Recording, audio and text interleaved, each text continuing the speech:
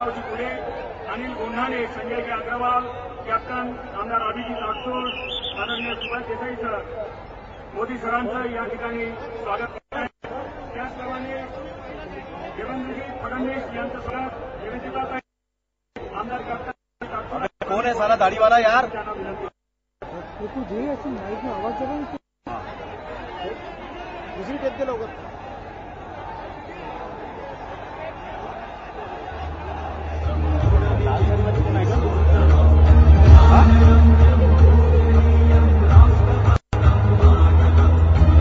Janata party, Shivsena, republican party of India, Athawale गट, भारत समाज पक्ष, स्वाभिमान शेतकरी संघटना या महायुतीचे अधिकृत उमेदवार आनंदरावजी अडसूळ साहेब यांच्या निवडणूक प्रचारार्थ या ठिकाणी आपण सर्वजण उपस्थित आहात. आदरणीय नरेंद्रजी मोदी यांची सभा होते.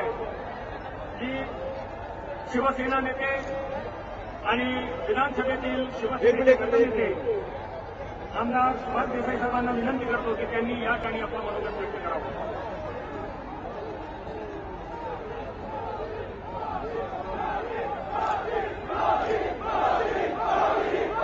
आजच्या सभेचे प्रमुख मार्गदर्शक आणि हिंदुस्थानचे उद्याचे पंतप्रधान माननीय नरेंद्रभाई मोदी, भारतीय जनता पक्ष प्रदेशाध्यक्ष माझे मित्र देवेंद्र फडणवीस, सांसद रत्न म्हणून ज्यांनी पुरस्कार मिळवला ते आपले लोकप्रिय खासदार आनंदराव अडसूळ, व्यासपीठावरील सर्वच मान्यवर आणि उपस्थित बंधू भगिनींनो, आकाशामध्ये सूर्य तळपतो आहे आणि हिंदुस्थानमध्ये तळपणारा सूर्य म्हणजे नरेंद्र मोदी. एकच वाक्य यांच्यासाठी सांगेन, जो पहाड़ों से टकराते हैं उसे तूफान कहते हैं. जो पहाड़ों से टकराते हैं उसे तूफान कहते हैं. जो तूफानों से टकराते हैं उसे नरेंद्र मोदी कहते हैं. आज आपण उत्साहात आहोत, आनंदात आहोत. मोदी साहेबांचं आनंद झालेलं आहे, तो आनंद आहे. विजयाकडे निघालेलो आहोत म्हणून आनंद आहे. पण एका डोळ्यात आनंदाश्रू आहेत आणि दुसऱ्या डोळ्यात दुःखाश्रू आहेत या महाराष्ट्राच्या. अलीकडेच अस्मानी संकट आलं, प्रचंड गारपीट, अवकाळी पाऊस यांनी पिकं नष्ट झाली, गुरंढोरं मेली आणि माणसं सुद्धा दगावली. या गारपिटीमुळे 28 मृत्यू झाले. पण अधिक दुःखाची आणि धक्कादायक गोष्ट म्हणजे जवळजवळ 52 शेतकऱ्यांनी हे नुकसान सहन होत नाही, कर्जबाजारी झालो म्हणून आत्महत्या केल्या. अशा या सुनामी संकटाला सुद्धा सामोरं त्यांना जावं लागतंय. एका बाजूने अस्मानी संकट आणि दुसऱ्या बाजूला काँग्रेसवाल्यांचं सुनामी संकट. आजपर्यंत या गारपीटग्रस्त शेतकऱ्यांना 1 रुपयाची मदत पोहोचली नाही. निवडणूक आयोगानं परवानगी दिली, हायकोर्टानं परवानगी दिली मदत द्या, तरी सुद्धा मदत पोहोचली नाही. असं उलभराटा कायद्याचं हे सरकार हे उलटून टाकायला पाहिजे. आज देशात सर्वत्र चीड आहे. कोण सुखी आहे? शेतकरी दुःखी आहेत, विद्यार्थी दुःखी आहेत, महिला अत्याचारांमुळे अत्यंत संतप्त आहेत. सर्व समाज हा दुःखी असताना इतके रोजच्या मायभूमीच्या सगळ्या आपल्या या हिंदुस्थानाला लागलेले आहेत. हे सगळं पाप काँग्रेसचं आहे. आणि म्हणून नरेंद्रभाईंनी सांगितलंय 60 वर्ष काँग्रेसला दिली, फक्त 60 महिने मला देऊन दाखवा. 60 महिन्यात देशामध्ये परिवर्तन करून दाखवण्याची क्षमता, ताकद, शक्ती ही नरेंद्रभाईंकडे आहे. 72 रोगांवर एक औषध असं मी वाचलं होतं. सर्दी, जुकाम, ताप, खोकला, टीबी, कुठलेही रोग असो एक औषध कामाला येतं. त्याप्रमाणे देशाला जडलेल्या अनेक व्याधींपासून मुक्तता मिळवायची असेल तर नरेंद्र मोदी या नावाचं एक प्रभावी औषध आपल्याला वापरावं लागेल. हे औषध उपलब्ध झालेलं आहे. हे तुमचं आमचं सर्वांचं भाग्य आहे. म्हणून शिवसेना पक्ष प्रमुख माननीय उद्धवजींनी मला मुंबईहून खास या सभेमध्ये जाऊन नरेंद्र मोदींना विजयासाठी लाख लाख शिवसेनेच्या शुभेच्छा द्या असा संदेश देऊन पाठवलं. त्याप्रमाणे आलो. मी अधिक आपला वेळ घेत नाही, परंतु आपल्या धर्मग्रंथामध्ये सांगितलेलं आहे यदा यदा हि धर्मस्य ग्लानिर्भवति भारत. त्या मंत्रामध्ये सांगितल्याप्रमाणे संभवामी युगे युगे. धर्म संकटात येतो, लोक संकटात येतात, तेव्हा देवाचे अवतार होत अवतार झाले अशा रीतीनं आपली संस्कृती सांगते. आणि त्याच पद्धतीनं आता हा भारत देश जेव्हा संकटात आलेला आहे तेव्हा परित्राणाय साधना विनाशाय च दुष्कृता संभवामी युगे युगे जर असतील तर ते नरेंद्र भाई मोदी आहे. आणि त्यामुळेच महायुतीने हा निर्धार केलेला आहे प्रथम भारत काँग्रेस मुक्त करू आणि त्यानंतर महाराष्ट्र सुद्धा काँग्रेस मुक्त करू. या विजयी घोडदौडीसाठी नरेंद्रभाईंना लाख लाख शुभेच्छा देतो. या अमरावतीचे पुन्हा खासदार होण्यासाठी आनंदराव अडसूळ हे सज्ज झालेले आहेत. त्यांना लाखो मतांच्या फरकानं आपण विजयी करा. 10 तारखेला धनुष्यबाण विसरू नका. धनुष्यबाणासमोरचं बटन दाबून आनंदराव अडसूळ यांना पुन्हा एकदा आपले जबाबदार खासदार म्हणून निवडून पाठवा एवढी विनंती करतो आणि ती रजा घेतो. जय हिंद, जय महाराष्ट्र, वंदे मातरम, वंदे. महाराष्ट्र राजकारणाच्या सारीपाटावर आपल्या दैदिप्यमान कर्तृत्व आणि कर्तव्याच्या आधारावर स्वतःची एक वेगळी ओळख निर्माण करून सर्वांना आपल्याकडे आकर्षित करून घेणारे एक निष्ठावान, समर्पित, अभ्यासू आणि ध्येयवादी नेतृत्व भारतीय जनता पार्टीचे महाराष्ट्र प्रदेशाचे अध्यक्ष युवा नेते आमदार देवेंद्रजी फडणवीस यांना मी विनंती करतो की त्यांनी या विशाल जनसभेला संबोधित करावं. मंचावर उपस्थित आपले सर्वांचे पंतप्रधान पदाचे उमेदवार आणि पंतप्रधान आदरणीय नरेंद्रभाई मोदीजी, शिवसेनेचे नेते सुभाष देसाईजी, माननीय आपले उमेदवार आनंदराव अडसूळजी, मंचावर उपस्थित सर्व नेते मंडळी आणि उपस्थित सर्व भगिनी आणि बंधूंनो, आपल्याला मोदीजींना ऐकायचंय. मी आपल्याला केवळ एवढीच विनंती करण्याकरता आलोय. आज जे सरकार आहे या सरकारने दीन, दलित, गोर, गरीब, आदिवासी, शेतकरी, शेतमजूर सर्वांवरच अन्याय केलाय. गारपीटग्रस्त शेतकऱ्याला एक नव्या पैशाची मदत त्यांनी दिली नाही. आणि म्हणून तुम्हाला मी विनंती करतो, या आपल्या अमरावतीमध्ये आपल्या आनंदराव अडसूळ यांना आपल्याला विजय करायचाय. बंधू भगिनींनो, या शरद पवारांच्या परिस्थितीत मागच्या वेळेस जे 8 खासदार देशात निवडून आले, देशाचा राष्ट्र म्हणून या पक्ष म्हणवला जातो, राष्ट्रीय पक्षाचे केवळ 8 खासदार निवडून आले. कोणीतरी मला असं म्हणालं की शरद पवारांची पार्टी इनोव्हा पार्टी झाली, कारण 8 खासदार एका इनोव्हा बसवले तरी देखील घेऊन जाता येतात. पण मी आता आपल्याला विनंती करायला आलोय, शरद पवारांच्या इनोव्हा पार्टीला या निवडणुकीमध्ये नॅनो पार्टी बनवा. त्या देखील त्याचे खासदार निवडू नका. बंधू भगिनींनो, मी तुम्हाला एवढीच विनंती करतो, देशामध्ये परिवर्तन होत आहे, महाराष्ट्रात परिवर्तनाची आवश्यकता आहे. आणि मोदीजी निवडून आले तर आमचा जो मागासलेला विदर्भ आहे या विदर्भाला ते निश्चितपणे न्याय देतील. प्लस या ठिकाणी बोलतो, पुन्हा एकदा आपण या ठिकाणी आनंदाला निवडून द्या एवढी विनंती करतो.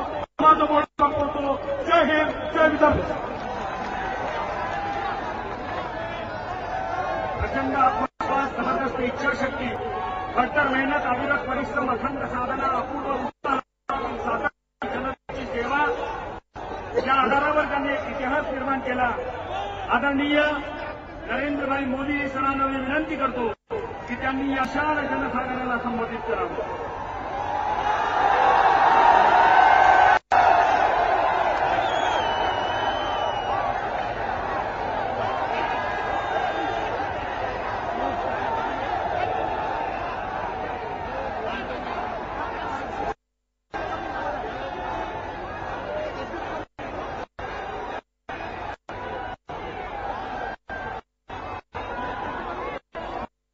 मंचावर बसलेले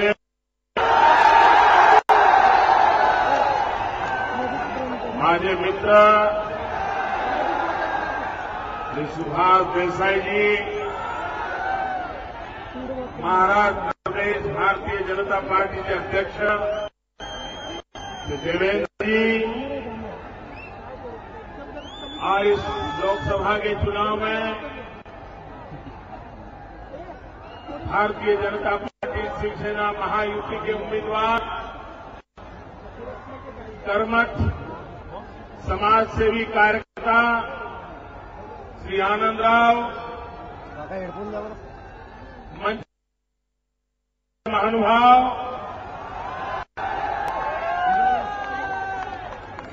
अंबा नगरी अमरावतीमध्ये अंबा मातेला नमस्कार करतो. उद्या पाडवा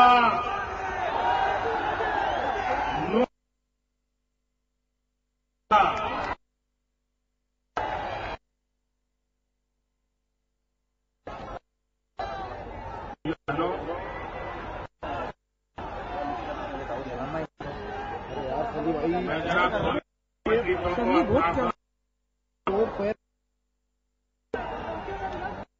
Sunny 2.3, 1.5 और 7.8 ऐसे भांति सर्वे करने के आकर के नजारा देख लो, पता चल जाएगा.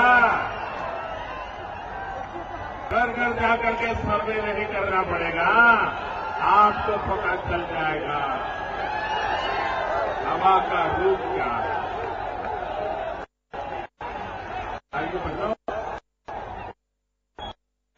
मैं हिंदुस्तान के कोने कोने में भ्रमण कर रहा हूं.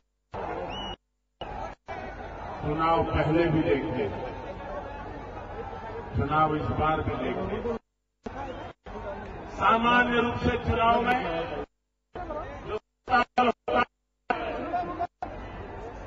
उसको उखाड़ फेंकने के लिए सारे दल इकट्ठे होते हैं, सब मिलकर तय करते हैं कि सत्ता में बैठे हैं उनको उखाड़ के फेंक दो. लेकिन ये पहला चुनाव ऐसा है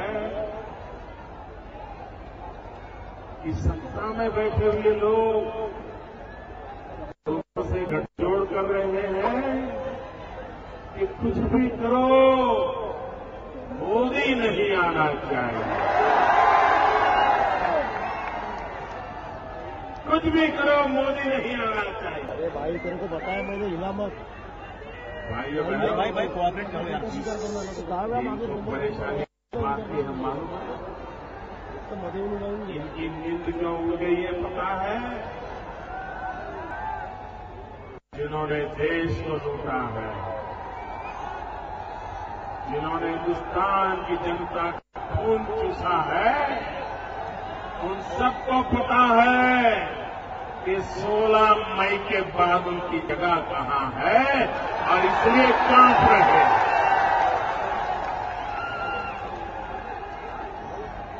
भाई बहनों, मैंने 1 महीने पहले कहा था चुनाव आते आते ये आंधी सुनामी में पलट जाएगी. आप देख सकते हैं भाइयों, किसी राजनीतिक दल की राज्य स्तर की जो रैली होती है उससे बड़ी रैली एक लोकसभा है.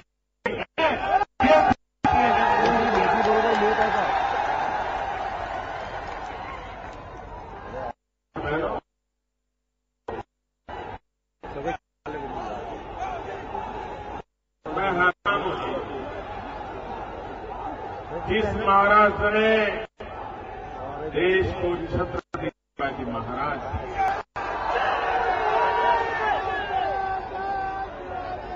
सुशासन की नींव रखने वाले छत्रपति शिवाजी महाराज, राष्ट्र रक्षा के लिए नई नई योजनाएं बनाने वाले छत्रपति शिवाजी महाराज, लेकिन महाराष्ट्र का क्या हाल हो गया कि आज महाराष्ट्र से आ रहे हैं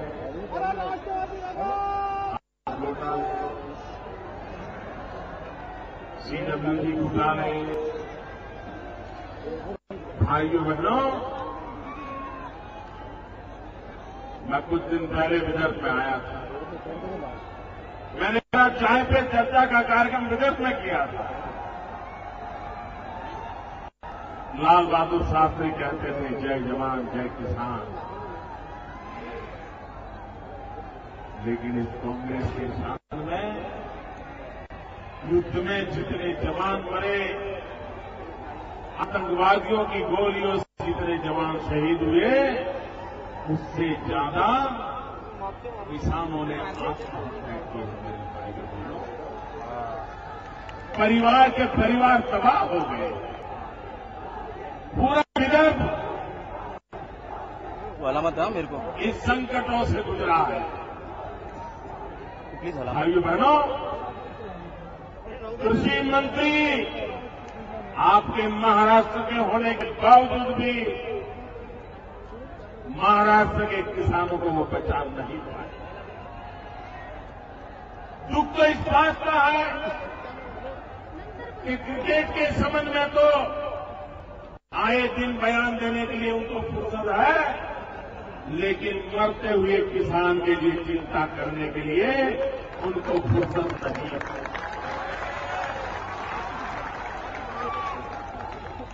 भाइयों बहनों, आज बाला साहब ठाकरे हमारे बीच में नहीं है,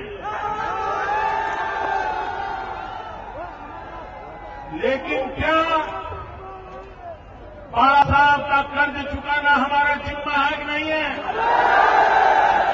इस बार बाला साहब को सच्ची श्रद्धांजलि होगी कि महाराष्ट्र की धरती पर से एक भी कांग्रेस का, एक भी एनसीपी का व्यक्ति चूक करके नहीं आना चाहिए। ये मिजाज हमारे अंदर होना चाहिए। भाइयों बहनों, लाल बहादुर शास्त्री कहते थे जय जवान जय किसान। आज की सोनिया मैडम की सरकार कर रही है मर जवान मर किसान। तो भाई को अभी कुछ दिन पहले शाहजहां यहां आए थे।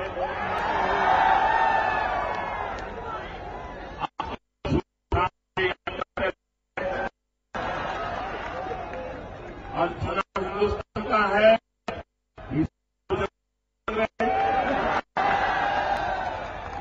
अरे मेहरबान, देश में लोकतंत्र है। आपको इतनी समझ होनी चाहिए कि चुनाव गुजरात का नहीं चल रहा है, चुनाव हिंदुस्तान का चल रहा है। जरा हिंदुस्तान के सरकार के कारनामों की चर्चा चाहिए। आपकी सरकार ने कुछ भला किया हो तो जनता जनार्दन को आपका हिसाब दो, और आपके सरकार की कुछ कमियां रह गई है तो जनता जनार्दन को खुलासा करो कि कमियां क्यों रही।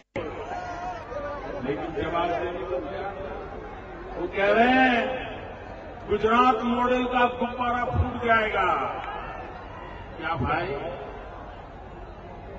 2006 में गुब्बारा फोड़ने के लिए आप नहीं आए थे क्या? 2007 में नहीं आए थे क्या? 2012 में नहीं आए थे क्या?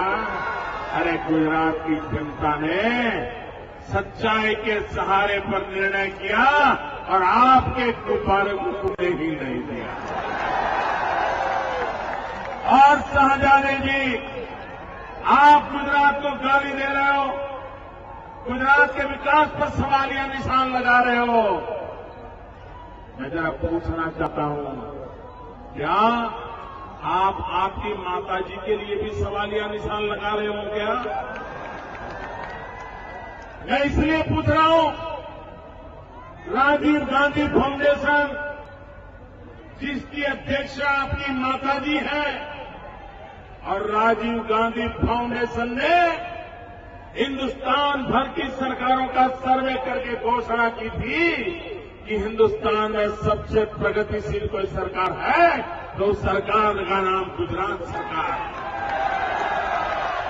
क्या आप अपनी मां की बातों को भी गुब्बारों मानते हो क्या आप अपनी माताजी की बातों के बारे को भी फोड़ दे निकले हो क्या? अरे शहजादे जी, आप यहां आए थे तो गुजरात के किसानों के मौत के संबंध में कुछ बोलते, आप आए थे तो किसानों के आंसू पोंछने का प्रयास करते, आप यहां पर गुजरात को गालियां देकर के चले गए। और इसलिए भाइयों बहनों, ये दिल्ली में बैठी हुई सरकार, इनके दिन पूरे हो चुके हैं, और तभी तो मैंने कहा है कांग्रेस मुक्त भारत। भाइयों बहनों, 1857 का स्वातंत्र संग्राम हुआ था, अंग्रेज मुक्त भारत का नारा दिया था। 1857 का स्वातंत्र संग्राम था, अंग्रेज मुक्त भारत। 2014 का स्वराज्य का संघर्ष है, कांग्रेस मुक्त भारत। 1857 का संदेश था कमल और रोटी, 2014 का संदेश है कमल और मोदी। और इसलिए भाइयों बहनों, स्वराज्य के लिए, गुड गवर्नेंस के लिए ये चुनाव एक लड़ाई है, और देश में 16 मई के बाद सुशासन की वसंत के दिन प्रारंभ हो जाएंगे, ये मैं आपको विश्वास दिलाता हूं। भाइयों बहनों, पूरे महाराष्ट्र के मेरे भाइयों बहनों, कल गुड़ी पड़वा है, नववर्ष का प्रारंभ है। नववर्ष के जरिए आप हिंदुस्तान को कांग्रेस मुक्त बनाने का बीड़ा उठाइए, यही मेरी आपसे अपेक्षा है। भाइयों बहनों, मेरे व्यापारी भाइयों बहनों बहुत परेशान हैं। एलबीटी, महाराष्ट्र सरकार ने एलबीटी लगाया है। ये एलबीटी क्या है? एलबीटी कुछ नहीं है, लूटो बांटो टैक्स। ये लूटो बांटो टैक्स पूरे महाराष्ट्र के व्यापारी जीवन को तबाह कर दिया है। भाइयों बहनों, देश में सरकार चाहिए गरीबों की भलाई, देश में सरकार चाहिए दलितों का कल्याण करने के लिए, देश में सरकार चाहिए दलित हो, पीड़ित हो, शोषित, वंचित हो, आदिवासी हो, गरीब हो, असहाय हो, उनके कल्याण के लिए सरकार चाहिए। लेकिन भाइयों बहनों, इन्होंने गरीबी देखी, उन्हें पता नहीं है गरीबी क्या हो। ठंड में खुले आसमान के नीचे रात गुजारनी पड़ती है तो कितना दर्द होता है, वो शाहजादे को कहां संभाले। बच्चे भूखे हो, रात रात रोते हो, और मां बेचैन हो, ये कल्पना शाहजादे को कहां हो सकती है। और इसलिए भाइयों, महंगाई की न उन्हें बेरोजगारी की परवाह है, न उन्हें मरते हुए किसान की परवाह है, न उन्हें माताओं की परवाह है। और इसलिए भाइयों बहनों, शिवसेना, आरपीआई ये महायुति बनाई है, और मैंने कहा बाला साहब ठाकरे स्मरण करके संकल्प करें कि बाला साहब ठाकरे जी की मौजूदगी नहीं है, बाला साहब ठाकरे जी की मौजूदगी नहीं है, हमारे दिलों में बाला साहब ठाकरे जी को बिठा करके हम कांग्रेस मुक्त भारत का सपना पूरा करें, कांग्रेस मुक्त महाराष्ट्र का सपना पूरा करें, एनसीपी मुक्त महाराष्ट्र राष्ट्र का सपना पूरा करे। भारत माता की।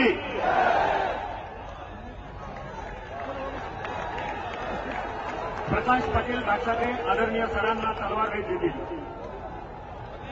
भारत माता की.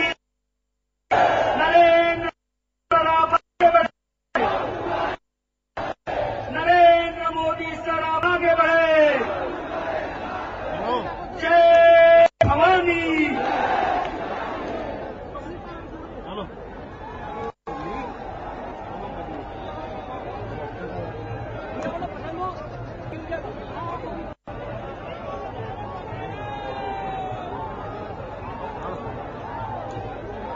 अमरावती जिल्ह्यातील सर्व जनतेला मनापासून धन्यवाद. या विशाल सभेसाठी नरेंद्र मोदीजी मनापासून खुश झाले. त्या सर्वांवर पंतप्रधान अडसूळ यांचा विजय निश्चित दिसतोय. हर हर मोदी. हर हर मोदी. हर हर मोदी.